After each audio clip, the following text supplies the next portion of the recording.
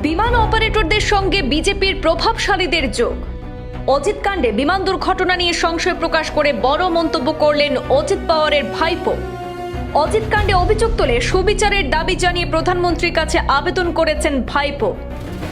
অতিরিক্ত পেট্রোলের ক্যান রাখা ছিল বিমানে, এমন অভিযোগও সামনে এসেছে, যার ফলে অগ্নিকাণ্ডের মাত্রা আরও বেড়েছিল বলে দাবি। ঘটনার প্রায় 1 ঘন্টার মধ্যেই বাংলার মুখ্যমন্ত্রী তদন্ত নিয়ে সংশয় প্রকাশ করে সুপ্রিম কোর্টের তত্ত্বাবধানে তদন্তের দাবি তুলেছিলেন। মমতার অভিযোগ ছিল ঘটনার সময় বিজেপি ছেড়ে ইন্ডিয়া জোটে যোগ দেওয়ার পরিকল্পনা ছিল প্রয়াত অজিত পাওয়ারের। মহারাষ্ট্রের উপমুখ্যমন্ত্রী অজিত পাওয়ার যে বিমান দুর্ঘটনার কবলে পড়েছিল সেটির অপারেটর সংস্থা ভিএসআর ভেঞ্চার্স এর সঙ্গে বিজেপির প্রভাবশালী নেতাদের যোগ রয়েছে।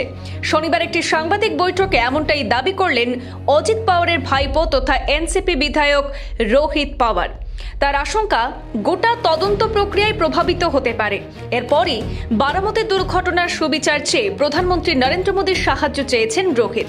এদিন রোহিত বলেন, এই ঘটনার দুটি সম্ভাব্য দিক থাকতে পারে, রাজনৈতিক অথবা বাণিজ্যিক। এর নেপথ্যে কারা জড়িত রয়েছে তা আমরা নির্ধারণ করার চেষ্টা করছি। কিছু মানুষ যারা তদন্তকে প্রভাবিত করছেন।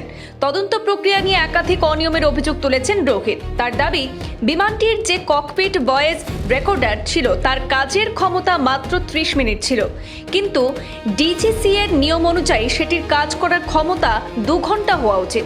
রোহিতের প্রশ্ন, নিয়ম না মানা সত্ত্বেও কিভাবে বিমানটি নিবন্ধিত হলো? তিনি আরো বলেন, দুর্ঘটনার শেষ 30 মিনিট আগে কি ঘটেছিল তা জানা অত্যন্ত গুরুত্বপূর্ণ। কেবল ভিসিআর এর মাধ্যমে এটি সম্ভব।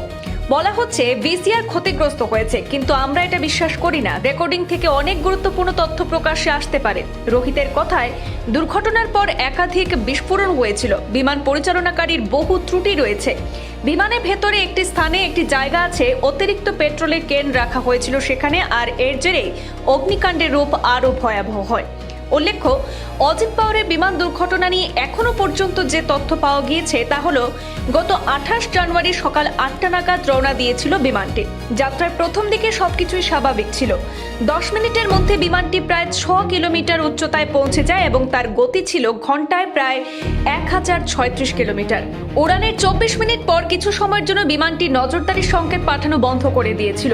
কয়েক মিনিট পরে আবার সেই সংকেত ফিরে এলেও সকাল 8টা 43 মিনিটে বিমানটি পুরোপুরি নিশ্চুপ হয়ে যায়, আর সেই সময় ঘটে দুর্ঘটনা।